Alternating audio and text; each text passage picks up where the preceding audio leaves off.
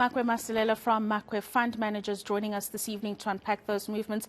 Another day of losses on the local bourse, Makwe. There are some local factors, but I suppose here a big story is what we're seeing happen globally that is dragging the markets. And then, of course, the financials are suffering quite a bit today on the back of that weaker rand. Before we speak about the rand, what informed the movements that we saw on the JSE today? I think market volatility continues to be on the rise, and that August sluggish trades is continuing. And yes, remember yesterday we closed down 1%, and all because of those bad news that came out of China regarding their property sector. Today they continue to dampen the market sentiments, as we've seen that retail numbers, also their fixed investments, and also when it comes to industrial production or profits, they continue to show that they're declining. And now what exacerbated the situation, as much as we had some good surprise when it comes to the good retail numbers of the US, but China tried to hide their bad numbers by giving us that surprise interest rate cut that couldn't lift market sentiments. And as you said in our intro, the fact that now Fitch is joining the likes of Moody. Remember last week Moody downgraded almost 10 small to mid-sized US banks. So Fitch is also saying that they might have, or they'll be forced to downgrade almost a dozen, and including the big guys like your JP Morgan Chase.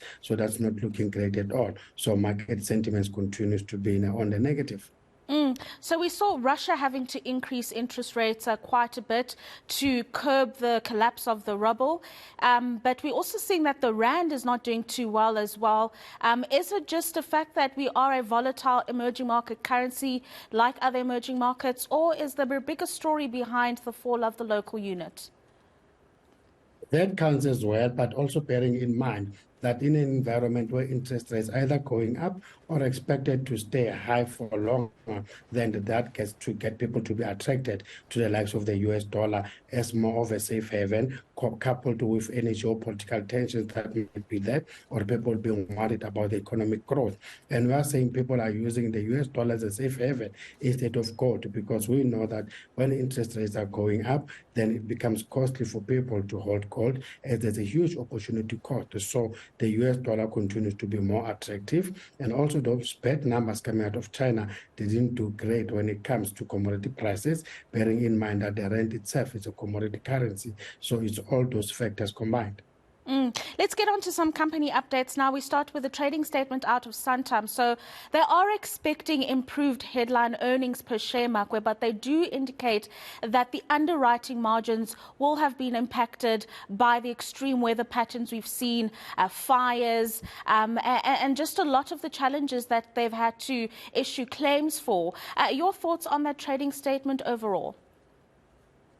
And also the exposure, to Turkey, that earthquake also is putting pressure when it comes to their margins. But the guys managed to, or they expect their profits to go up, mainly because they've seen some improvement when it comes to their underwriting results. And also we need to remember that all these premiums that we are paying, what they do with that, they invest that into the market.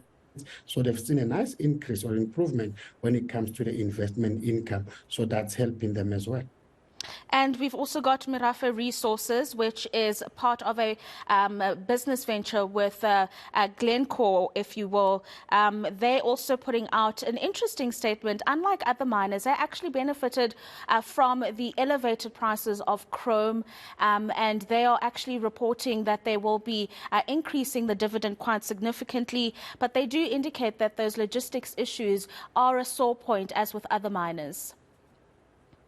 And they also benefited from a weaker rand as well, but unfortunately that was partially offset by lower prices when it comes to ferrochrome, and also lower sales and higher production cost when it comes to ferrochrome. And this uncertainty about the economy, politics as well, is putting businesses under strain because they're unable to plan for long term. And yes, we've seen that the ferrochrome production was down 9%, but their revenue was up 11%, and profits as headline earnings per share up 13%. And as you said, they increased their interim dividend by a whopping 66%. And maybe that is why at some point the share price jumped almost 4%.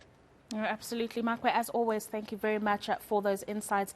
That is Makwe Masilela from Makwe Fund Managers joining us this evening to speak about the movements on the JSE today.